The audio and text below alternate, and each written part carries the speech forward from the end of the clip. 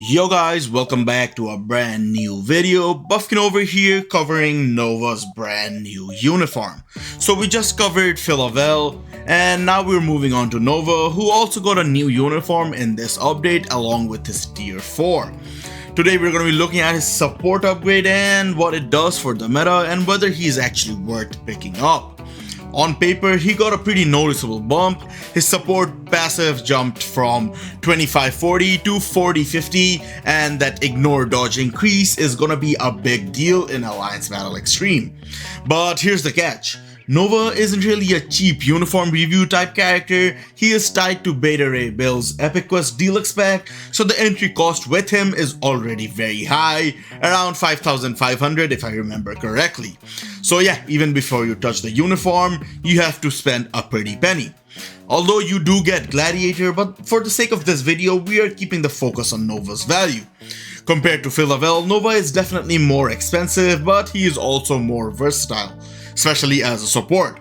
Even though we are not tier 4ing him or judging his standalone damage today, I can already tell you out of the two new tier 4s from this update, Nova is way better long-term value. Enough with the sidetracking though, the only question that matters is, does Nova earn a slot as a support in Alliance Battle? Let's take a look at the restrictions he qualifies for.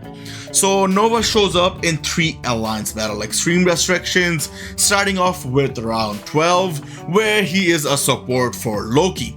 Now this is one of the few days where Nova actually makes sense, and he was already in the conversation even before the uniform. The better your Nova artifact, the more you can justify his spot amongst the supports. My take, however, Ronan feels like a staple here because he brings a very good leadership that the other supports don't, and then usually for the last slot it comes down to Ghost Panther, Dr. Voodoo, and finally Nova, basically depending on your builds on them and CTPs. Then we go to round 19 where Loki is again the DPS, similar idea to round 12, but now Nova is actually fighting for the 3rd slot because Sylvie is basically locked in for the team-up's energy. Nova is competing with the usual suspects again, Ronan, Ghost Panther, and it comes down to your investments on them. Then again for round 27, this is where things get a bit awkward as the best DPS option is usually Scarlet Witch here, but she is a villain with her most recent uniform, so Nova can't really support her. His support only applies to heroes, so yeah, you can try to pivot to other DPS options, but at that point you're not picking Nova because he is the best in the slot, you're picking him because you're forcing it. So yeah, for Alliance Battle Extreme, he is relevant but not a universal slam dunk. Then we go to Alliance Battle Legends where he also shows up for 3 restrictions. You start off with round 1 where Mephisto is head and shoulders above all the other options. However, he is another villain, so yeah, Nova's support doesn't apply to him. Similarly for round 8, Scarlet Witch makes a comeback and same issue, villain equals Nova can't support. Yes, you could run Scarlet Witch's older uniform if you are desperate to use Nova, but I wouldn't recommend that, it's just not worth it. Then you have round 22 with Loki again. This is the only Alliance Battle Legends restriction for Nova where he is actually justifiable, but it's the same competition, Ghost Panther and Ronan. And since Ignore Dodge isn't a make or break in Alliance Battle Legends compared to Alliance Battle Extreme, Ghost Panther can still end up being a better play depending on your build and CTP investment, because I know a lot of you guys might have a brilliant iteration of the CTP you have on him because you end up pairing him up with Mephisto for most of the other restrictions. So yeah, you have to min-max your builds and justify your team up. So yeah, out of the 6 total restrictions, Nova ended up being truly viable for about half of them, and even there, he has very tough competition. Okay, enough with the theory crafting now, let's put it to the test. We're gonna be comparing base Nova versus the new uniform in Alliance Battle to really find out if this uniform is worth picking up. So yeah, we start off in Alliance Battle Extreme with the same squad we're gonna be using for the whole test. Ronan leadership, Loki as the DPS, and finally Nova in the final slot. My Loki is running a brilliant rage and both the supports have base level support CTPs, with 4-star artifacts. The plan is simple. We'll run base Nova first in Alliance Battle Extreme and Alliance Battle Legends, and then we'll throw in the new uniform and see how much it actually moves the needle. Let us see how this first run ends up.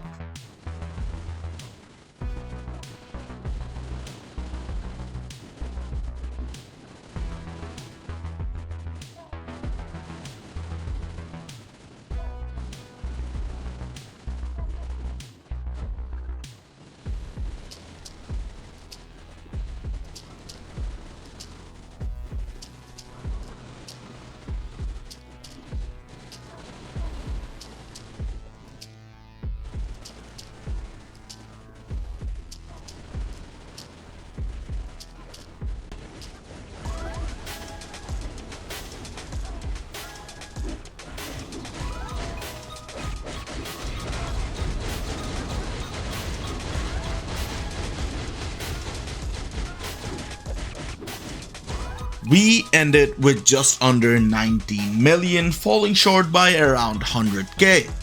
Honestly, that's a really solid baseline.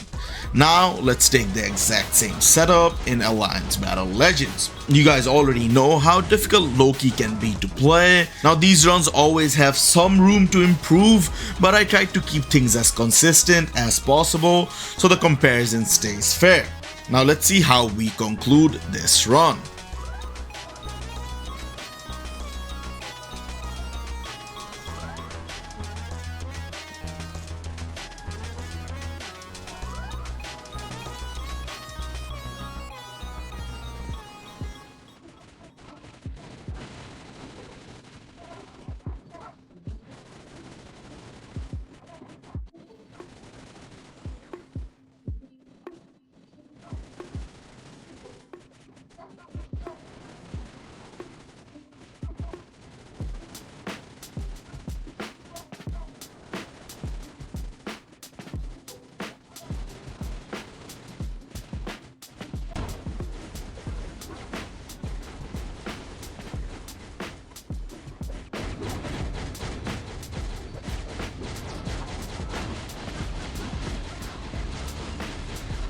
We creep towards the final line and we clear 15 million comfortably, but we fall short of the 16 mark, ending at 5.8 million. So that wraps up our baseline testing. Now it's time for what we are all here for, the brand new uniform. Back to Alliance Battle Extreme first, same team, same plan. I have high expectations here given Ignore Dodge is more significant in Alliance Battle Extreme, but let's see that for ourselves.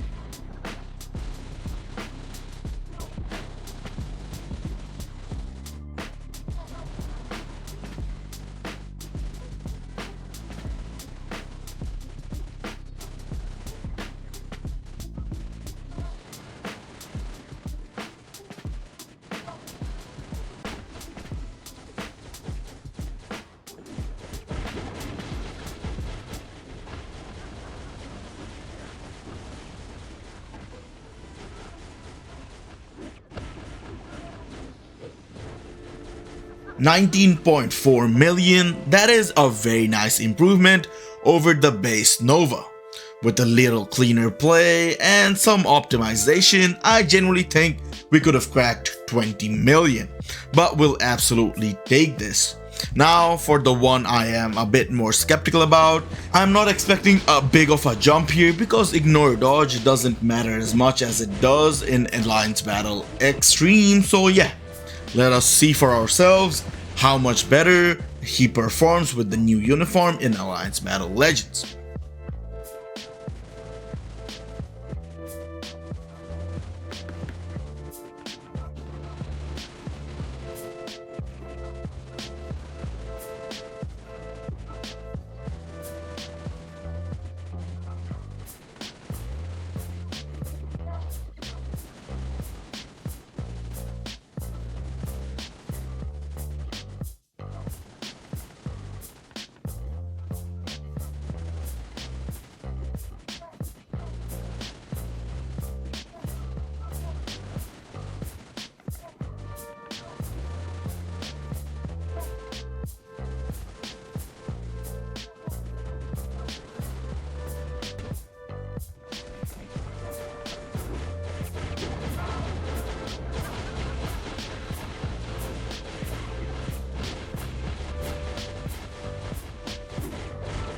we finally finish our last run at 16.3 million. That's a cheeky upgrade over the base run, and it shows the uniform is a legit improvement, not just on paper. For the final verdict, here's where I landed.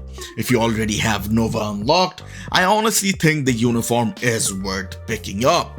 You already paid the big cost to get him, so yeah, might as well optimize and maximize the value you can squeeze out of him as a support, and also given he has a scope to be tier 4, you can use him in World Boss Legends Plus. Aside from all of that, he is still relevant in PvP as a support in TBA, given there's so many restrictions in play there and so many teams in play, you can definitely optimize his value there. So yeah, Nova's uniform was a very good addition to the game after a long string of mediocre or mid characters. But yeah, that's just my take. Let me know what you guys think about Nova's new uniform. If you enjoyed this video, make sure to drop a like, subscribe, and I'll catch you guys in the next one.